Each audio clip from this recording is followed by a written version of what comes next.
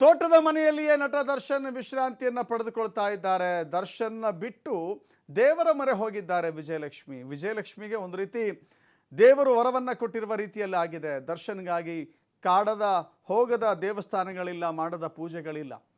ದರ್ಶನ್ಗಾಗಿ ಅನೇಕ ದೇವಸ್ಥಾನಗಳಿಗೆ ತೆರಳಿದ್ರು ವಿಜಯಲಕ್ಷ್ಮಿ. ವಿಜಯಲಕ್ಷ್ಮಿ ಟೆಂಪಲ್ರನ್ನು ನೋಡಿದಂಥವರು ಆ ಹೆಣ್ಣು ಮಗಳ ಬಗ್ಗೆ ಭಾರಿ ಒಂದು ಗೌರವಪೂರ್ವಕವಾಗಿ ಆಕೆಯನ್ನು ನೋಡ್ತಾ ಇದ್ರು. ಮರುಕ ಕೂಡ ಪಡ್ತಾ ಇದ್ರು. ಮರುಕ ಯಾವ ಕಾರಣಕ್ಕೆ ಅಂದರೆ ಹಿಂದೆ ಆಗಿರುವ ಘಟನೆಯ ವಿಚಾರಕ್ಕೆ ಸಂಬಂಧಪಟ್ಟಂತೆ. ಗೌರವ ಯಾವ ಕಾರಣಕ್ಕೆ ಅಂದರೆ ಇಂಥ ಸಂದರ್ಭದಲ್ಲಿಯೂ ಕೂಡ ಯಾವುದೇ ರೀತಿಯ ನೋವನ್ನು ಇಟ್ಕೊಳ್ಳದೆ, ಬೇಜಾರಿಟ್ಕೊಳ್ಳದೆ ಗಂಡನ ಪರವಾಗಿ ಕಾನೂನು ಹೋರಾಟ, ಮತ್ತೊಂದು ಕಡೆ ದೈವದ ಮೊರೆ. ಕಂಡ ದೇಗುಲಗಳಲ್ಲಿ ಪೂಜೆ, ಆಕೆ ಕೈ ಮುಗಿಯದ ದೇಗುಲಗಳೇ ಇಲ್ಲ, ಮಾಡದ ಹರಕೆಗಳೇ ಇಲ್ಲ. ಆ ಎಲ್ಲ ಹರಕೆಗಳನ್ನು ತೀರಿಸುವಂಥ ಸಂದರ್ಭ ಇದು ಅಂತ ಅವರಿಗನ್ನಿಸಿದೆ. ಸೊ ಹೀಗಾಗಿ ಇವತ್ತು ಚಾಮುಂಡಿ ಬೆಟ್ಟದಲ್ಲಿ ಹರಕೆಯನ್ನು ತೀರಿಸಿದ್ದಾರೆ ವಿಜಯಲಕ್ಷ್ಮಿ. ದರ್ಶನ್ ಅವರ ತಾಯಿ ಮೀನಾ ತೂಗುದೀಪ್ ಕೂಡ ಜೊತೆಗೆ ಹೋಗಿದ್ದರು. ಜೊತೆಗೆ ಅವರ ಸಹೋದರ, ದರ್ಶನ್ ಸಹೋದರ ದಿನಕರ್ ತೂಗುದೀಪ್ ಕೂಡ ಹೋಗಿದ್ದರು.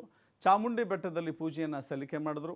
ಮೈಸೂರಿನ ತೋಟದಲ್ಲಿಯೇ ನಟ ದರ್ಶನ್ ವಿಶ್ರಾಂತಿಯನ್ನು ಪಡೆದುಕೊಳ್ತಾ ಇದ್ದಾರೆ. ದರ್ಶನ್ ಆರೋಗ್ಯ ಸರಿಯಾಗಲಿ, ಜೊತೆಗೆ ಬಂದ ಕಷ್ಟ ಕಾರ್ಪಣ್ಯಗಳೆಲ್ಲವೂ ಕೂಡ ದೂರ ಆಗಲಿ ಅಂತ ಹೇಳಿ ವಿಜಯಲಕ್ಷ್ಮಿ ಮತ್ತು ಕುಟುಂಬ ದೇವರ ಮೊರೆ ಹೋಗಿದೆ, ಹರಕೆಯನ್ನು ಕೂಡ ತೀರಿಸಿದೆ. ಅಷ್ಟಲ್ವಾ